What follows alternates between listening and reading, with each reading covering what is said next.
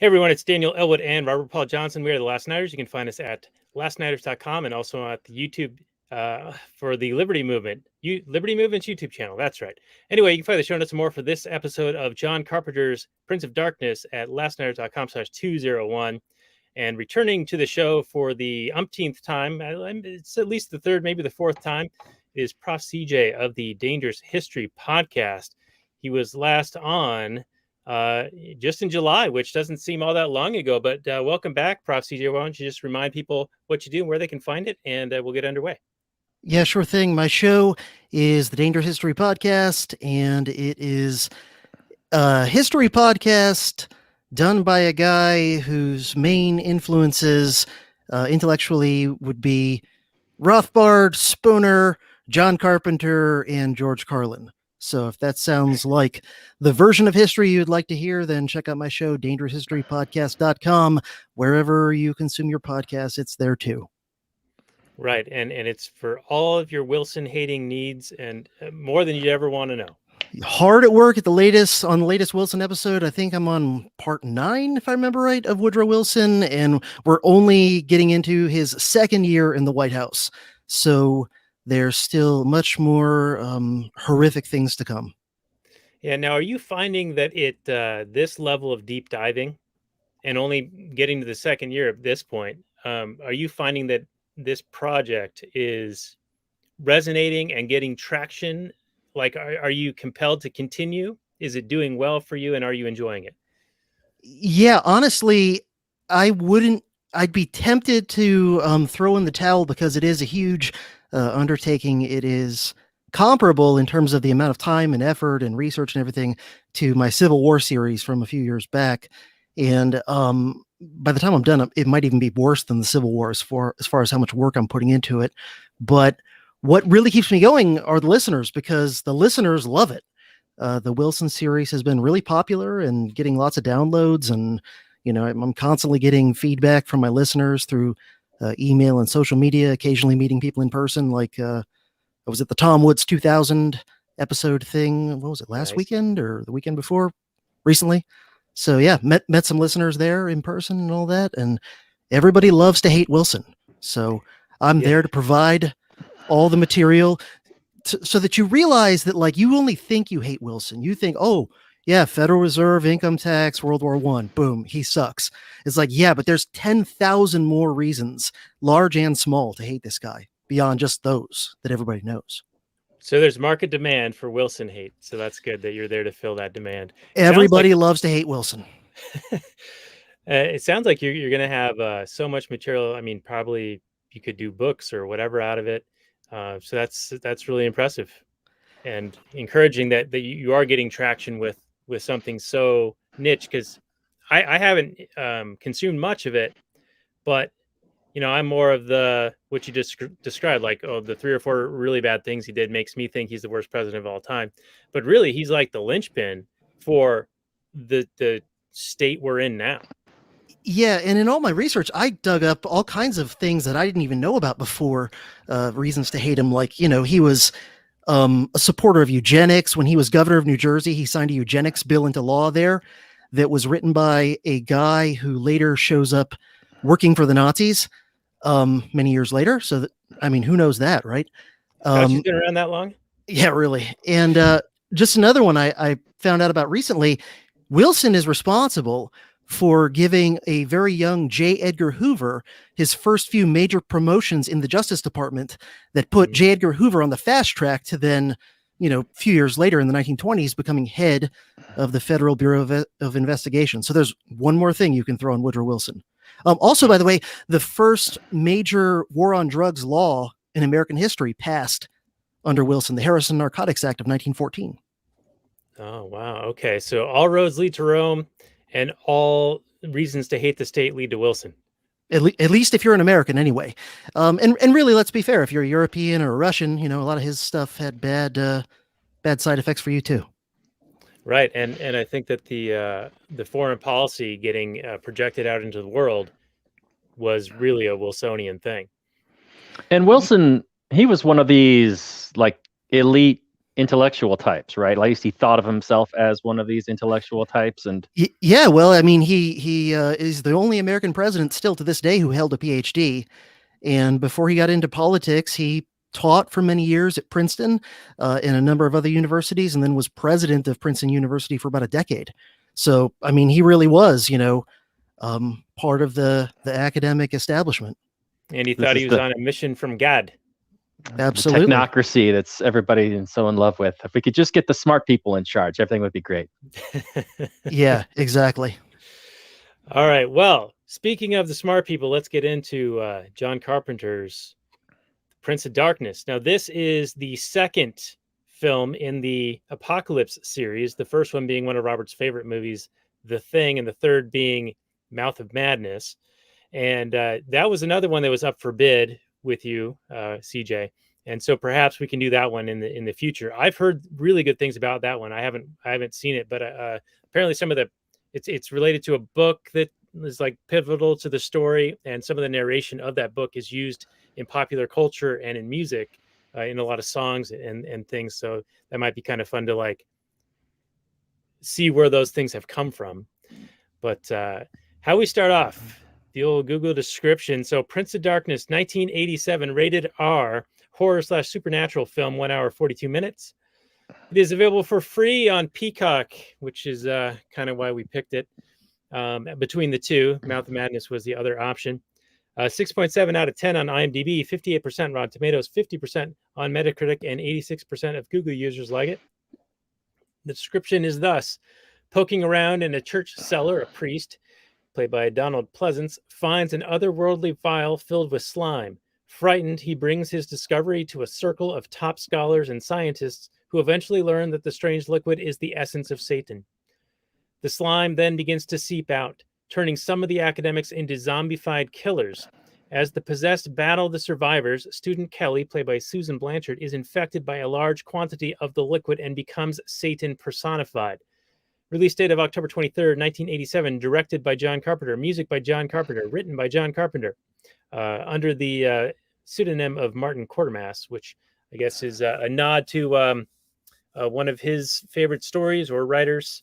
And this is a pretty fun movie. It has a lot of the same folks who were in Big Trouble in Little China, which was kind of fun to see those guys. So, Robert, your opening bid for Prince of Darkness. Is there better evidence that Google users' reviews are completely useless? They are just a bunch of clapping seals. I don't understand how this movie has anything to do with The Thing, which is a near masterpiece. This movie, I don't understand how John Carpenter is involved. The Thing is about an extraterrestrial entity that crash lands on Earth and comes into contact with some Antarctic researchers. This movie is about some scientists who are studying some green ooze and get peed on and then end up killing some people. And then there's bad guys, sort of, and somebody gets turned into some bugs, and a bunch of nonsense.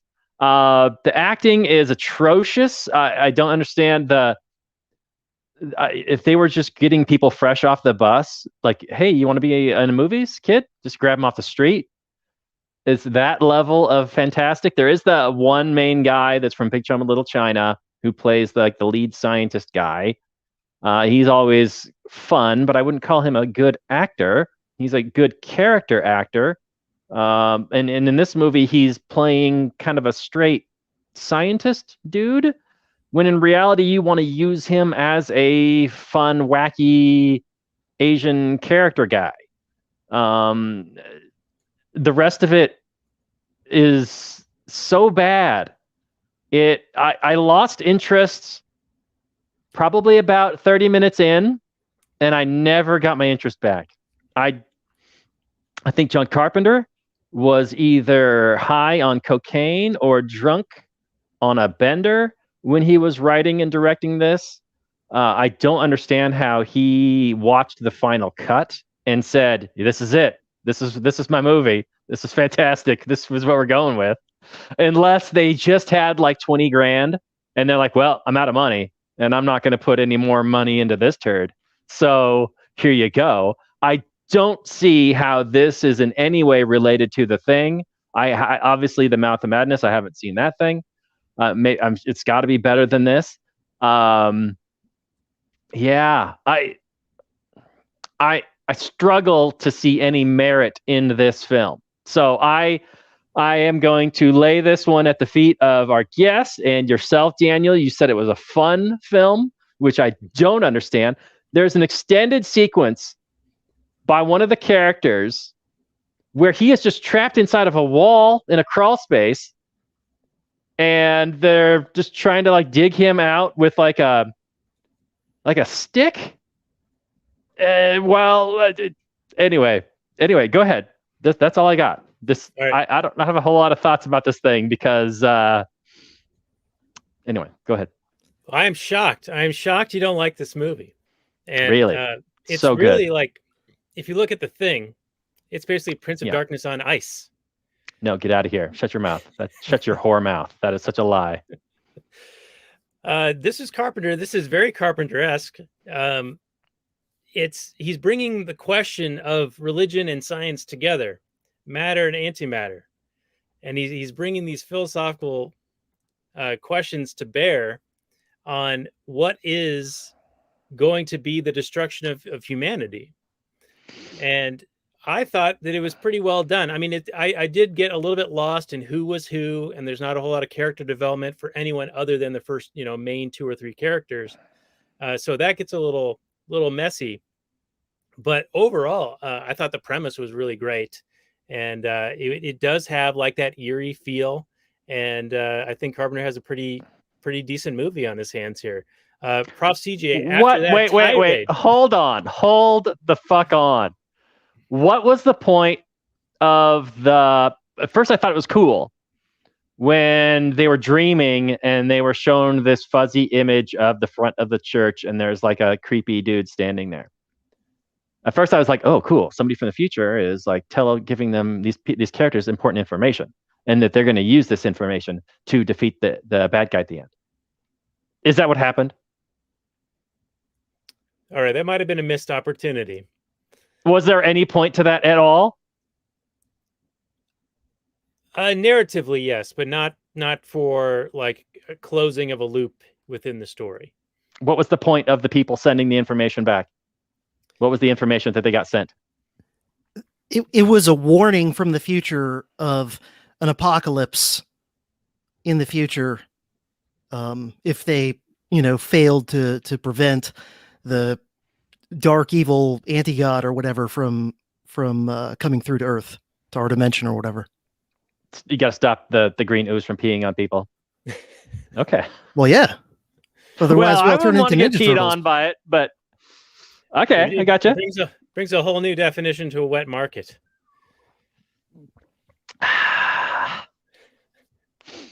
Okay. So I also drew analogies to present day. I considered the basement of this church to be a lab of sorts, and they were dealing with forces that they did not understand, and it got out of hand and ended up being a potential risk for all of humanity.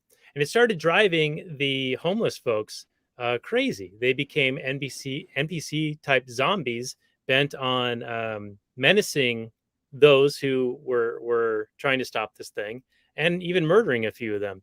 And I thought that was very similar to what you might call NPCs who like masks or jabs and things like that, doing social pressure to try to force people to do things that they wouldn't otherwise choose to do on their own. And hence we have mandates and other unconstitutional and illegal things that should be ignored. Can I reach and grab you anything, Daniel? You appear to be reaching for something. I just need to grab something for you if you need it.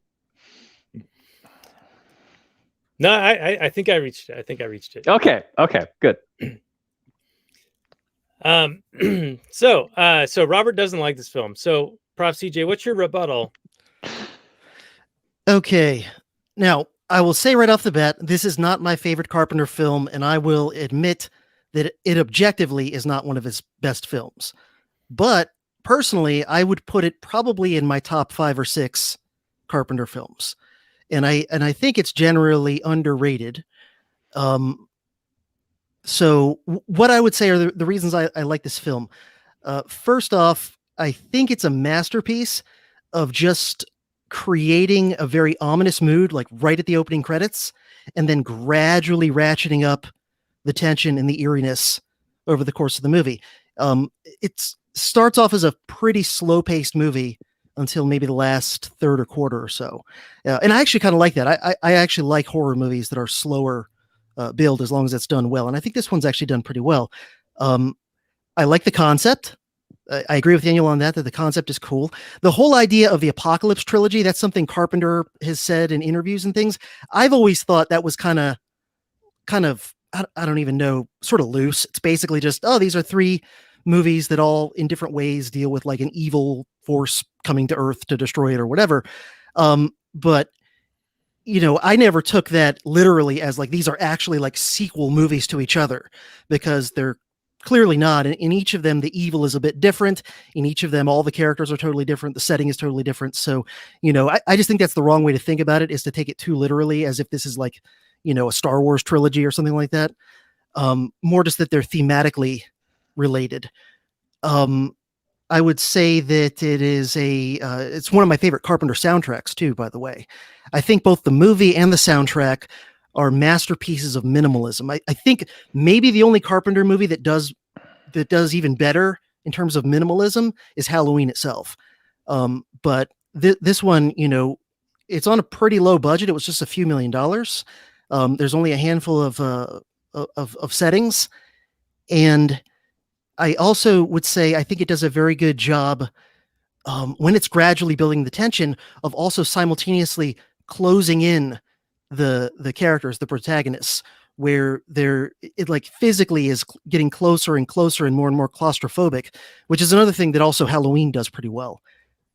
So I like that, the feeling of, initially they can kind of walk outside the church a little bit, but then as the homeless people and things start to happen, eventually they get to where they can't even really go out the door or the window. Some of those scenes I thought have good tension, where like the one guy lowers down and the homeless people close in on them and they pull them back in. Like a lot of those scenes I think do a good job of doing tension with relatively few, things and people. I would absolutely agree that most of the actors in this movie are not good. Donald Pleasance is good. I like Victor Wong. I always like Victor Wong. He's the old Chinese guy from Big Trouble in Little China. I like him in this too, even though it's not as, he was the old Chinese guy in Tremors. He was the old Chinese guy in Big Trouble in Little China. He was in 3 Ninjas, which I haven't seen since I was like 11, but I loved it at age 11. I'm sure it would be terrible now. But I always like Victor Wong, and I like him in this too, even though it's more of a serious role for him. But, other than Donald Pleasance and Victor Wong, Jameson Parker, who's Brian Marsh, I think is a competent actor. He's the guy who was also in The Fog. I don't think he's a great actor, but I think he's decent. I think he's good enough. The rest of the actors in the movie are mostly crap. I'll agree to that. The dialogue, I like the script other than the dialogue. I think if you could improve the dialogue, you'd have an excellent. If you could improve the 2 things I would fix in this movie, they would make it a near perfect low budget 80s horror flick, because that's what this is, and that's what I'm judging it as. The 2 things I would fix to make this a near perfect low budget 80s horror flick are the dialogue and replace most of the actors. Thank you. But yes, I think those are the only 2 things that I think are really major problems. I think the premise is good. Everything else about the movie technically I think is good. And again, I'm judging it for what it is, which is a pretty low budget 80s horror movie.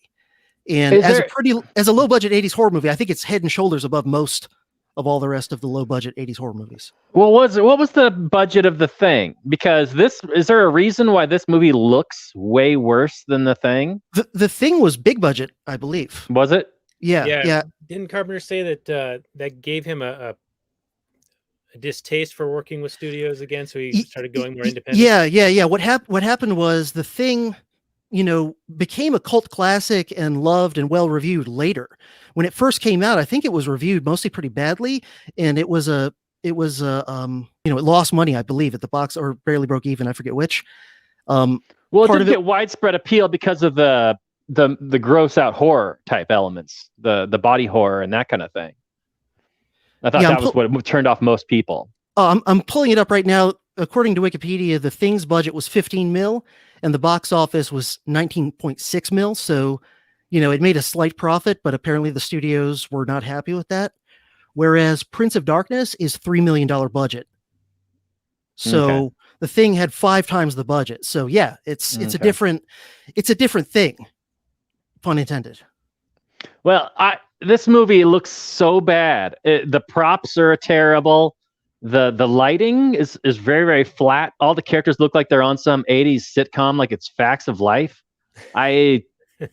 They're just all lit so poorly that it was impossible for me to, a lot of times when you watch a good horror movie, it's what you don't see that scares you.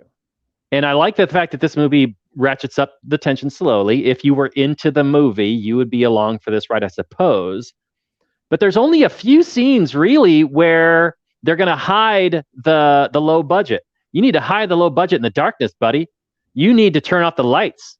You got to get the lighting going down and have it be a little bit more dramatic. I mean, you're in this kind of apocalyptic scenario. Have some of the lights go out. The guy that gets turned into a bug or a bunch of bugs, at least they have one scene where he's out at night and you don't get to see all the terrible makeup. But when the lady turns into Satan or whatever, the makeup looks so terrible, and anything they're trying to do, the only thing that looks good in the entire film is the big vial of ooze, and it's because of the lighting. The lighting looks good going through that green liquid of some kind, but everything else is just atrocious. And I understand you got a low budget, but lighting isn't super expensive. I mean, maybe your director of photography or whoever's working on the lighting was their first day or something. I don't know, but man, this looks really bad. Like the prop master on that Alec Baldwin movie. Yeah, maybe, probably same guy. But you're right. I mean, CJ's right. The dialogue is atrocious, and it's said by actors who are atrocious. Rewrite the dialogue. The premise is pretty cool. Like, I agree with you guys on the premise. Like, some scientists start dealing with some unknown shit that they don't know how to deal with, so they're trying to quantify it in ones and zeros and things like that. But the priest is the one that actually knows what's going on for the most part, and he knows how to deal with this situation, whereas these nerds are just don't believe it or whatever. That's kind of fun to play with, like belief versus disbelief, and do you actually see what's happening in front of your face, that kind of thing. So are you saying you would rather have the priest know more of what's going on? Because in the movie, the priest is almost as clueless as everybody else. Like he just found out about this secret thing in the basement and this, secret order, where at the beginning the old priest dies, who had been the guardian or whatever. Oh, that was a different character? Okay. I thought there was just the one priest guy. I guess there's two priest guys. Well, the very opening is one priest dying, right? Yeah, it's like in the first minute of the credits or something. I must have missed that part. Did he die? How did he die? Did the thing pee on him? No, did he pee in his mouth? I think it was natural causes. He was really old. He was older than Donald Pleasance. But he's holding the box, and then Pleasance gets the box and goes to the church and opens up, and all of that's like super creepy, and you're like not sure what's going on, and they're cutting that between the university and the church and back and forth, and this is the merging of science and religion into this single narrative, right? And it also even brings in the alien Jesus stuff, like ancient alien technology, the guy with the wild hair. I could see him like trying to explain some of these things in my head. Another thing I really liked about this movie is I like the setting overall, the main setting of this dilapidated church in a dilapidated sort of LA slum. For some reason, I think Carpenter does really well when he's dealing with sort of like urban decay sort of settings. Like, think of Escape from New York, think of, what do you call it? Shoot. Even in They Live? They Live, yeah. It's having a old man up past his bedtime. Yeah, brain malfunction. Yeah, They Live. That's what I was looking for. And that's one of my top 2 or 3 favorite Carpenter films. So I'm ashamed that I couldn't think of the name. But yeah, I think he does very well with that as just sort of like a background. Just a very kind of simple, sparse urban decay background. And I don't know, there's something with this movie that I just always like the juxtaposition that like you've got this ancient evil that's been around forever, and that the secret order of the church has been, hiding and containing for centuries and millennia and whatever, and that it's in the basement of an old semi-abandoned church in like a dilapidated part of LA. And then when you add in the creepy homeless people, that's another part of this movie I like, is the creepy homeless people that basically, sort of function like zombies or something. I don't know. Those scenes. LA. Yeah, exactly. And those scenes, I don't know. They always creep me out. Now, was that just like the ooze was becoming more powerful, starting to project its energy, and so anyone who was of a weaker, I don't know, constitution within proximity to it would turn into this kind of zombie thing? Or were we to believe that the whole world was being affected by this thing, and it's just these scientists who are slowly, one by one, kind of falling to it? I think the thing with the homeless people is that they're, probably all either mentally ill or really addicted to something, or both. And so, yeah, kind of the first thing you said, that they're a little bit more vulnerable to the influence of the evil power. And so they sort of get, possessed by it first. And then, it has to actually, piss in the mouth or whatever, to get people who are a little bit more together and with it and not so mentally ill, to be, influenced by it. But, I got to say too, another thing I like about this movie is that a lot of it is left kind of ambiguous. And I kind of like having horror movies where not everything is, explained eventually in some exposition scene or whatever. I like the fact that so much of what goes on in this isn't really explained. And I don't know, I've just always liked horror movies and books that do that. This is why I like The Shining and why Robert hates it. Speaking of The Shining, it seemed to me that Carpenter was cribbing off of better movies when he made this movie. I mean, he had some extended scenes where somebody is writing, translating out some text, and then goes crazy and then just starts typing the same thing over and over and over again. Mm-hmm. All work and no play makes Jack a dull boy. And then, God, what was the other movie? Oh, The Thing, where he's cribbing off his own work, where some of the characters are not what they appear to be. They seem to be totally fine on the surface and normal, but then they're actually secretly like Satan's minions or whatever. Right. That's why I was saying Prince of Darkness on Ice, The Thing. Yeah, but this does not deserve to be mentioned in the same breath as The Thing, which is essentially a masterpiece, whereas this is like the leftover ideas that it's okay. It's not so much the ideas, it's the execution that is so poor that I have a big, huge problem with. And maybe if you remake this with a larger budget, competent acting, direction, script, everything, and maybe you can make something good out of this. But yeah. Did you guys feel like there was this building tension and suspense, and it was a bit of a slow burn? But did you feel like, what was the threat? Like, I was kind of missing, what is the threat? Like, the ooze is sort of becoming more activated or whatever, and it's like spraying on people.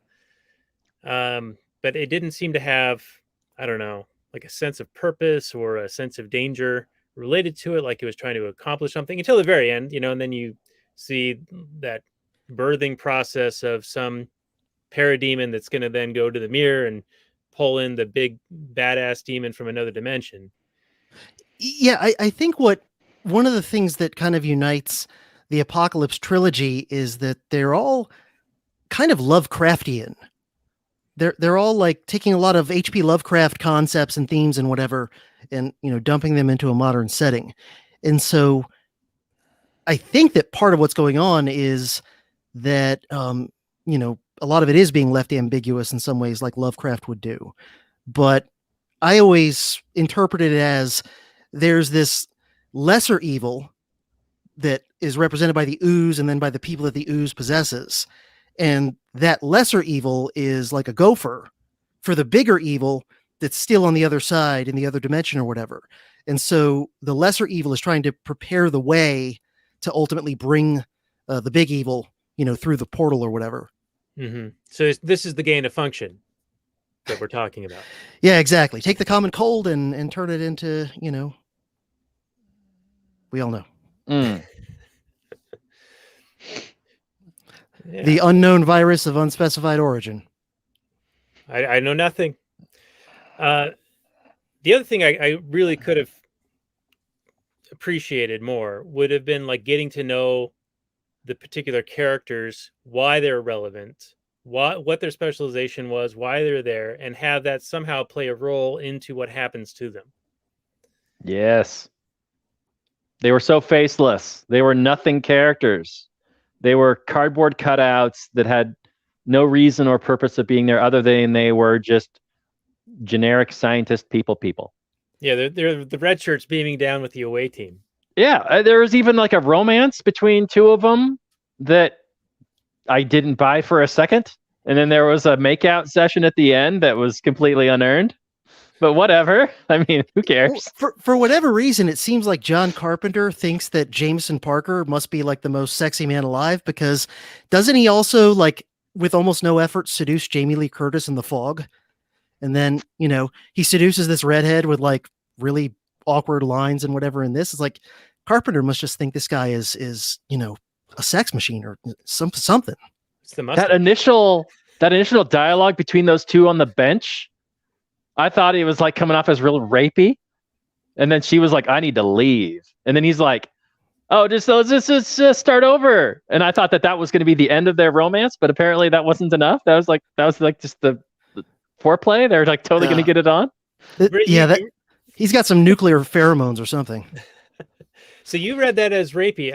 I might need to rewatch just that portion, because to me it seemed kind of woke, like she was getting offended at a joke and maybe was going a little bit too far in her being offended. Yeah, I mean, I interpreted it as he was trying to be kind of like in jest or sarcastic or whatever, like not, being literal, but she was taking it literally. And that's why he then kind of did the reset and got serious. I don't know. That's how I interpret it. Yeah, I felt he was just being like macho asshole rapey guy. And she was justifiably going, "I don't need any of this right now. I can leave. See ya." Okay. Why she gave him a second shot, I don't know. But she seemed to have been dating that other guy, and maybe that's why he felt he needed to be, more macho-y. Maybe. I don't know. Is that romance in the 80s? I don't remember romance being that poorly written. I don't know. Yeah, I don't know. In a lot of 80s horror movies, I think it is. Okay. Especially with a low budget. Fair enough. You've seen Friday the 13th movies? Yeah, but at least those are teenagers, and you're just like, well, they're horny teenagers. You don't need to actually have dialogue. They're just going to go off in the woods and bang. Who cares? Yeah. They play it off like they're smart adults. Like, if you're going to have your main characters be scientists, write them so that they're maybe awkward and nerdy instead of Mr. Rapey asshole guy. I don't know. Yeah. Another minor complaint I have is that... Now, why is he so jacked? Why is this nerdy guy so jacked? Well, most of the scientists are actually supposed to be graduate students, and yet they all look like they're about 40. Yeah. Which, I mean, occasionally there is someone that age who's, working on a graduate degree, but I mean, for the most part, it's usually people like in their 20s. Mm-hmm. So, yeah, that's another criticism of the casting, other than most of them are crappy actors, is, they should have been looking for people at like 25. Yeah, cast younger, but well, they couldn't. Yeah, I remember in college, I'd always noticed those students who returned like 10 or 15 years later. They always stood out, and they were always the ones that were like asking the most annoying questions. Mm. A lot of them, though, are actually good students, at least in my experience. Probably because they ask the questions and do the readings. Yeah, they ask the questions. It's annoying ones that know what's going on. Mm-hmm. Yeah. Yeah. They're actually not there just to get high and get laid. What? I know. That's what college is all about. Yeah, that's what I was sold for a very high price, I might add. That's right. It's only $200,000 to get laid and get drunk. What? Yeah, it's like fair trade. 3 or 4 times the price now, and it's only been what, 20 years. Yeah. Anyway, so one other thing that sort of stood out to me was the professor Egg from Big Trouble in Little China. He just orders his students to go and sleep at this church and like do what? He doesn't even tell them. And so I don't understand, I guess from a story aspect, you've brought all these scientists together, students and other people, and just told them to bring their gear and just do stuff, but not any particular thing. They're not looking for anything in particular. There doesn't seem to be any coordinated effort or plan as presented in why they're even there. Yeah, and the audience is equally aware of what is actually happening. At least that's what I was, when they were saying, hey, I don't even know what I'm doing here. I'm like, me neither. They're there to do sciencey stuff, duh. But they just have a random selection of cardboard cutout characters that don't have any special talents or anything. Like, there's no character development, like Daniel was saying. Like, you don't learn anything about any of the characters, so they don't have any kind of an arc or any at all, and they don't have any special abilities that come into play. It would have been nice to see any of that. But yeah, I mean, there's a tiny bit, like the one lady is a translator or whatever like that. You know, there's a few little things here and there, but yeah, I mean, true.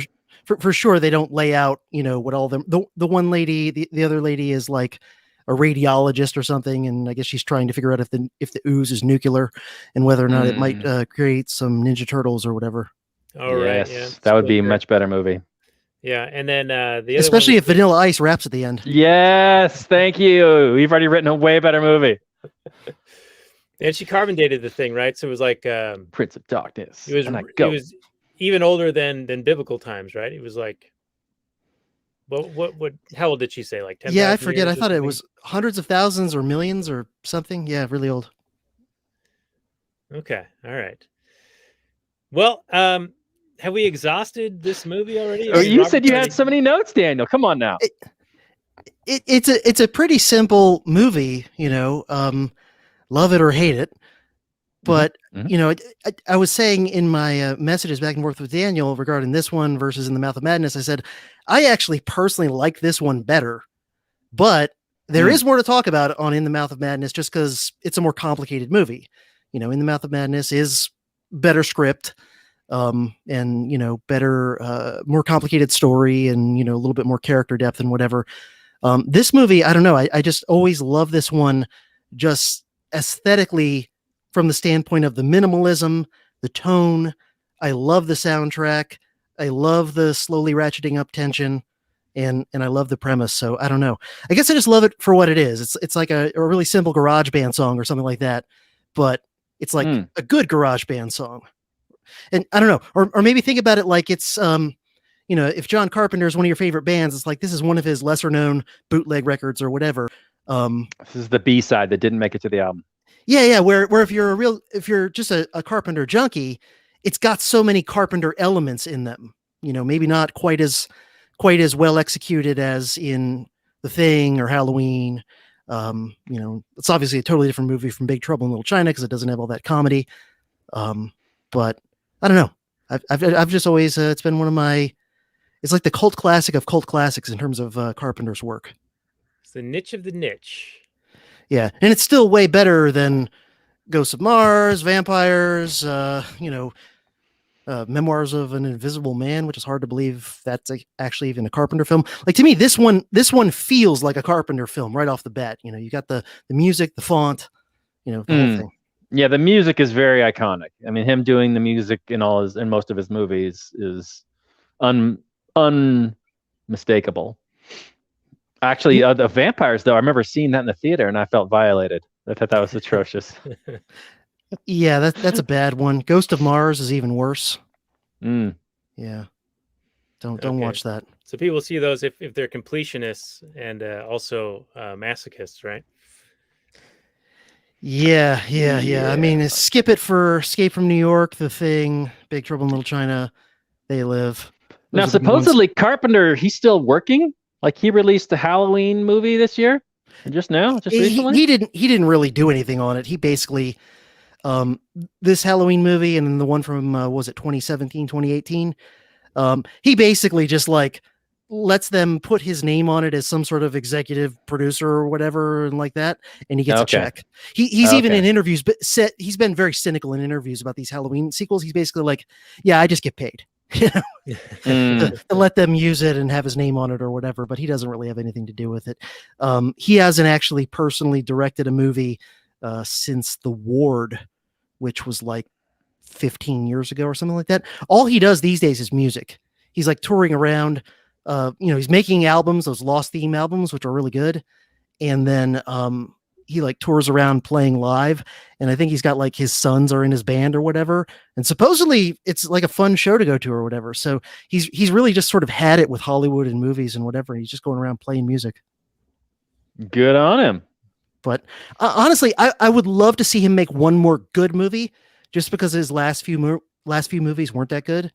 I just feel like, come on, man, like go out to pull one more, take whatever meth and Adderall and whatever other things they're giving Joe Biden, shoot yourself up with that, to the gills, and miraculously crank out one more movie on like the level of The Thing. That'd be great. But that would be great. But yeah, he's 73 years old now. That's asking a lot of an old man. He's been a chain smoker his whole life, and he's looked like he's 73 years old since about 1979. So I don't know. Then again, he might pull a Keith Richards and just keep on living going forever. Just live for another 20 years. Why not? Sell your soul. Get that adrenochrome. Yeah, I hear it's does wonders for wrinkles, smooths out your skin, all that good stuff. Oh, nice. Where can I get some of that? Is that just at the local supplement store? Probably, yeah. Okay, good. Yeah. So, any final notes before we get into how many nameless, faceless characters die off out of 10? How many Carpenter red shirts that? I got no notes. I didn't take a single note in this movie other than to say I am bored. Okay, all right. That's too bad. I was watching it with an eye to relating it to current times, and so I was kind of filling in a few gaps and a few blanks in here with this merging of religion and science and experimentation and man's hubris and hiding something that they probably should have been more aware of sooner to avert catastrophe. But there are a lot of unearned things in this, like the lady at the end who just pushes the demonly possessed person through the mirror and she goes with it. There's no like lead up to why she would do that. There's not a lot of setups and payoffs in this movie. It's just like things kind of just happen. We've got some random people that we don't really know much about them. Some of them are turned bad, but you don't really know that, or the audience knows that, but the character doesn't know that. So there's a little bit of like, oh, don't look behind the corner there or whatever. But beyond that, I think it's just a lot of elements that just aren't quite executed quite right. There's that ambiance. There is the music and good things in it, but I feel like it just doesn't totally mesh together, which is a bit too bad. I think this movie is a prime candidate for a remake by maybe some diehard Carpenter fan that wants this to be better. I'd be terrified. It does have some good ideas. I'd be terrified of a remake just because with today's Hollywood, it would end up being yet another piece of woke propaganda with wokeism shoehorned into every other scene. So that would be my main concern. If you could actually find a director who's competent at this type of movie, who's not willing to go along with that crap, then yes, maybe. Yeah, I heard that the Eternals, which is I guess out now, is just saddled with that stuff. And even reviewers are like, too much. Even the reviewers? Yeah. Oh, it must be really bad if the reviewers are turned off by it. Wow. Yeah. And of course, I'm absolutely terrified and depressed about the alleged upcoming Indiana Jones movie. I have no hope. Yeah, I have no hope for that one. Yeah, I can't see how you could. yeah. He's what, almost 80, and I guess he took a fall and threw his shoulder out or broke his shoulder, so he had to go on hiatus for. Why like is he 5 months. doing action scenes at his age? I don't understand. He should be running for president. Yeah. Mm. Well, I mean, just getting out of bed is an action scene for him at that age. Yeah. I don't see why they need to involve Ford at all in that franchise. If you're going to continue the franchise, and I know they tried to give to Shia LaBeouf, but I'm sure there are plenty. I mean, didn't they want Chris Pratt to take it on or somebody? I'm sure there's any number of young leading male Hollywood guys that would love to be the next Indiana Jones. Like do the full-on reboot kind of thing. Sure. Like they do every 3 years with Spider-Man and Batman. Why not? I mean, I know Harrison Ford is iconic in that role, but there are other good actors. It's not like Indiana Jones is this sacred film series that can't be touched. I mean, if you're going to talk about remaking the movies, I'm like, well, they don't need to be remade, but you can continue on the series with different actors. Yes, they did that. What was it? Young Indiana Jones TV series or whatever, and that was actually pretty decent. But that was like 30 years ago. They made that. Yeah, that was a long time ago. Yeah. Yeah, get that guy to come back. He'd be the right age now. No, Daniel, no. You cast like a 25, 30-year-old guy to be Indiana Jones now. If you really want to do it, I'd rather than make a new IP, but Hollywood doesn't have new ideas. So they're just going to recycle the same stuff that's guaranteed to make money.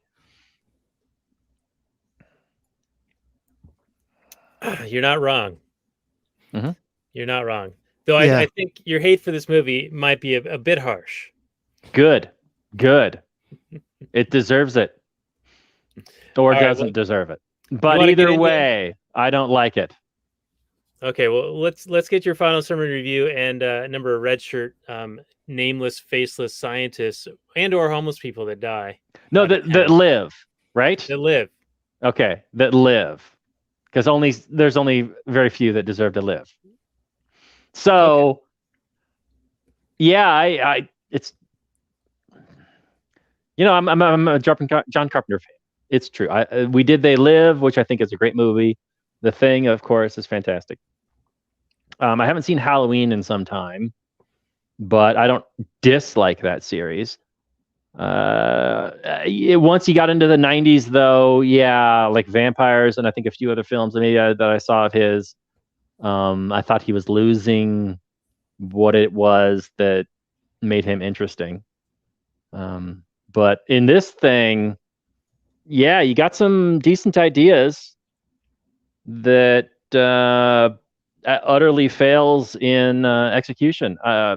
Maybe he thought that he could do Robert Rodriguez and make a really nice film for shoestring budget, but I just don't see it. None of that money showed up on screen. I don't know where it went. Up everybody's noses. It's probably not even enough to get them that high for very long. I don't know, but it looks terrible. It's acted terribly. The dialogue is atrocious.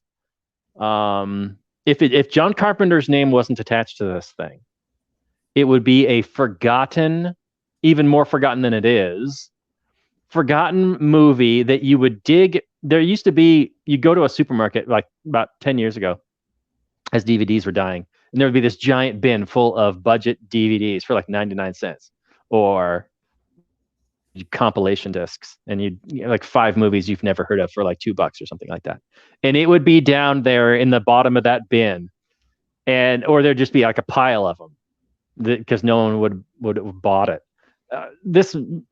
I don't understand the love for the film. I'm glad that CJ likes it. I'm glad that somebody out there likes it, because everybody deserves to be liked in some way, I suppose. But I wish this movie was better. It's just poorly executed. So I don't think anybody should watch it. I don't recommend anybody watch it. If you have fond memories or you're a Carpenter completionist, sure, you subject yourself to this. But I don't think more than there's 2 surviving red shirts one person that's like bleeding, but they're going to be okay. And then the other red shirt has got like an arm ripped off, and they're just dragging one leg as they're limping along out of the building. And they're not going to make it. So it's more like 1.5. Just a flesh wound. I mean, if she's the Black Knight, then she's going to live just fine, and it's 2. But otherwise, no. Okay, 1.5. Yeah, harsh. But that's how much enjoyment I got out of this. Okay, that might be your second lowest score. I think you gave a 0 to something that we watched a couple This movie doesn't deserve a 0. On premise alone, you get a point. Maybe 2 points, but everything else, maybe it had 2 points. Maybe it had 3 points, but then the execution killed the other 1.5. Yeah, that's what did it. It wasn't the slime; it was the execution that killed the people. Okay. All right. Well, CJ, let's get your final summary and your score. How many surviving red shirts make it through this one alive? Okay, yeah, I will admit this is, objectively not a great movie. And, Carpenter has a lot of cult classics. I think Escape from New York, The Thing, Big Trouble in Little China, They Live. I think all these could reasonably be called cult classics. And then Prince of Darkness is like, to me, is, I don't know, a double cult. It's like a cult squared sort of a thing. If you like Prince of Darkness, you are the group within the group in terms of Carpenter fans, I think. So it's where you separate the casual Carpenter fans from the real Carpenter fans. And I'll admit, if I was to judge this thing purely objectively, I'd give it a C. I'd give it 7 out of 10. But subjectively, from my own, preferences and aesthetics and all that, just looking at it as a piece of aesthetics, I got to give it at least an 8 out of 10. Wow. 8 out of 10, I would say. And again, that's with my tastes and also judging it for what it is, which again is a pretty low budget 80s horror movie. And there's like zillions of those out there. And it's better than 95% of those, I would say, of low budget 80s horror movies. It's better than most of them. And again, there's enough redeeming qualities there that I still enjoy watching it. I usually watch it once a year around Halloween time. And one of my favorite Carpenter soundtracks, even though it's not nearly as, known and remembered as Halloween or something like that. But yeah, no, I'm a fan. Okay. I admit the dialogue and most of the actors need to be replaced. I totally agree with that. Okay, but relative to the other films in its cohort, you're giving it a higher relative score. So the professor's grading on a curve tonight, folks. Yes, I am. And I'll say one more thing too, which is I love Halloween, and Halloween deserves to be, considered a classic and all that. But if you actually go watch Halloween with a purely cold, objective eye, there's a lot of problems with it. But one thing I think it nails that Prince of Darkness also nails is mood, tone, minimalism, and sort of the combination of slowly building tension with, I don't know, just these very simple little scenes that, at least for me, create a whole lot of tension and suspense. Okay. All right. So we have the matter and the antimatter, the two opposing forces, the high end and the low end. I would say that if I gave a shit about any of the characters, whether they lived or died, there might have been some tension for me, but I just didn't know them enough to even care. Yeah. But yeah, I'm glad somebody likes this movie. I am, truly. So I'm going to be right in between you guys. I liked the movie. I liked the aesthetic. I liked the premise. I liked seeing a lot of the same actors as from Big Trouble in Little China, even Dennis Dunn. And I thought that his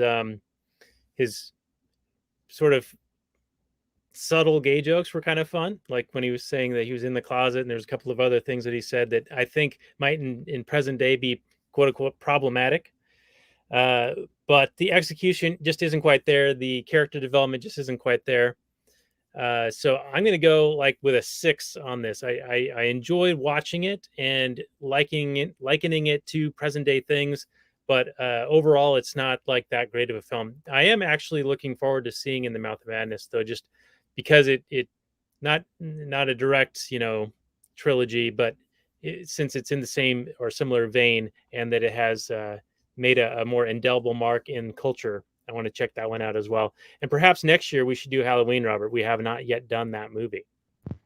It's true. We have not done the classic. We haven't done any classic like slasher films, have we? No, I guess we're just saving all those for Snobby Bobby. He does those types of films for his podcast, the Not For Everyone podcast. And by the way, he is a huge fan of In the Mouth of Madness. Well, I grew up being a big fan of Freddy Krueger. I wasn't a big Jason fan because he didn't have any personality, but I like Krueger a whole lot. So maybe we could do some Front Nightmare on Elm Street or something like that. Maybe. Yeah, Krueger was personality plus, and I think what was it? 3 was Dream Warriors. That he had all those inventive ways of offing them. Yeah. I thought Dream Warriors was great back in the day. I don't know if it's any good anymore, but back in the day, that was one of my favorite films.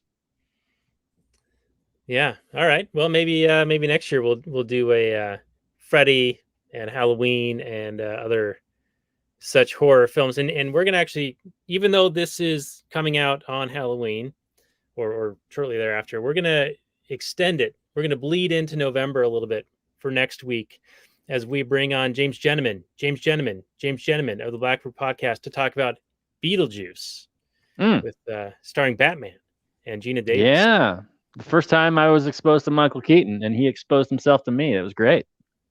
Yeah, so it's going to be showtime next week when we do that one. That's right. And, that's a movie I haven't seen in a long time, but another director who has a lot of clever visuals with Tim Burton. So I think that that would be another fun one and a bit nostalgic, as I had not seen Prince of Darkness before, this week, but I've seen Beetlejuice back when I was a kid and a few times since.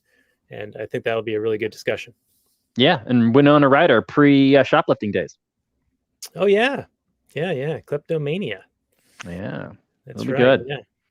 Get a trip into the afterlife. All kinds of fun stuff in that movie. Yeah. Ever singing Deo? It's good. All right. You give me a good the banana rendition song of that for next week. Isn't it's the Banana Boat song, right?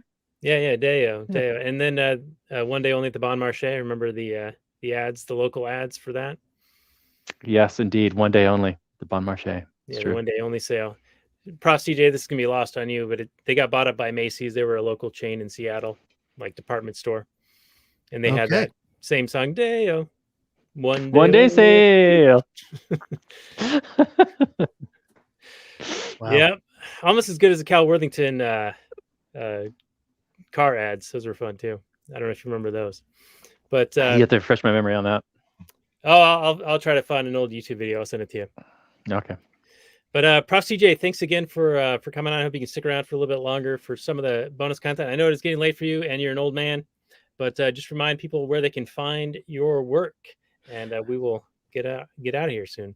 Sure thing. It's the Dangerous History Podcast. You can find it at dangeroushistorypodcast.com, or just go to whatever favorite podcatcher you like to use for podcasts and put in Dangerous History Podcast, and you will find it. All right. And it is really good. I highly recommend it. And also get in on his Patreon. He does a lot of bonus content as well, which is always really good, as on top of the stuff that he hands out for free. Yeah, I recently did a bonus episode on a document from the Chinese Cultural Revolution called 100 Items for Destroying the Old and Establishing the New. And I shared some excerpts from that and dissected it, and also compared aspects of it to modern day wokeism, which has a pretty strong Maoist streak running through it. Yeah, and I heard that Facebook might be changing its name to Metaverse. So that document you were just referencing might be serving as their mission statement. Most likely. Yeah. All right. Well, thanks again, everyone. And we'll be back next week with the great James Jenneman of Blackbird Podcast for Beetlejuice. And with that, we'll say happy Halloween, everyone. Peace out and see you next week.